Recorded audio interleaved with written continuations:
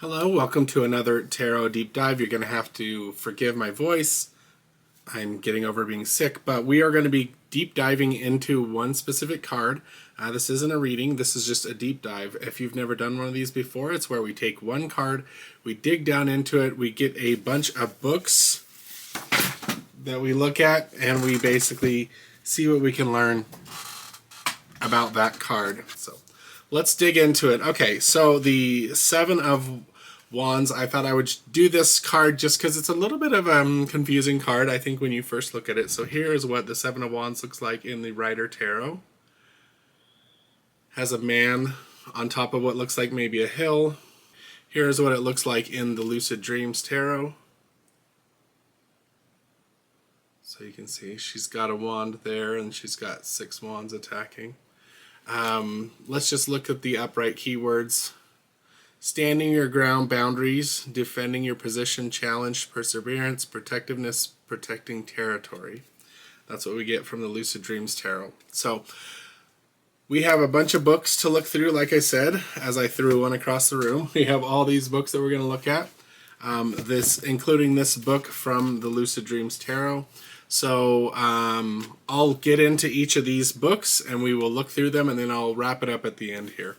So the first one, like I said, is going to be the Lucid Dreams Tarot Beginner's Tarot Guidebook. And as I've done in other deep dives, I will be going over just about one line from each book. So this one says, the card represents a challenge or conflict where the person must defend their position or stand up for themselves against opposition. It's the Lucid Dreams Tarot Guidebook. The next one we have is this little booklet that came with the classic Rider-Smith Waite-Smith Tarot. It was a box set of a deck and a book together. This one says, with the Seven of Wands, you face another battle with others, but this time you have the upper hand. Remember to play fair, but maintain control over a situation and keep applying force. The next book is Tarot No Questions Asked by Teresa Reed. After the sweet victory dance of the Six of Wands, we now see that the win was short-lived. The Seven of Wands is not resting on his laurels. Instead, he's encouraging new challenges. No doubt some of these are aggressive, but the figure presses on. Such is life. So this one actually ties it into the Six of Wands, which was kind of interesting.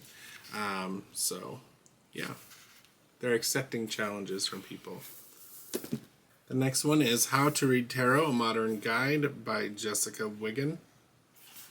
This one says, when the Seven of Wands appears within a reading, you may feel defensive or on edge. You are struggling to prove yourself and are under a lot of pressure and stress, but you still don't want to give up. Not yet. All right, the next one is the Big Visions book. This is that side about the side that's about Prism Visions by James R. Eads. The spotlight is on you. You must be resolute in the face of adversity. Your vision is really worth something, and it's up to you to navigate the treacherous terrain that will bring it to fruition. The next one is the Territorial Expanded Guidebook by Pamela Coe. This is one of my favorites here. All right, Seven of Wands. This is the time to stand firm and assert yourself against opposition or challenges. You may be feeling attacked or defensive as though you're facing competitors or obstacles. You're facing external and internal battles, emphasizing the power and necessity of resilience, courage, and belief in your convictions. Last but certainly not least, we have Holistic Tarot by Benabel Wen. Okay. Strong Will, Defiance. The seeker is in a position of resistance. The seeker is fierce and fearless, with the ability to hold and stand his or her ground against multiple adversaries. However, the seeker feels backed into a corner. There could be hostilities in the work environment where the seeker feels outnumbered. So there is some little bits of each of those books, and I would say that the overall insight that I've got into these cards, into this card, it's the same one, the Seven of Wands, or like I said, here is the Lucid Dreams Tarot version. The overall insight that I'm getting, and when you do see this card pulled, I would say that it's really, in my mind, a feeling of two different things. Being opposed, which can happen, being being not threatened, but having people challenge you. But the main thing I pull out of these readings and also just my own personal feelings about this card is that this is because you are in a position of strength. This isn't you being in a defensive or a weak position. This is you being in a strong position.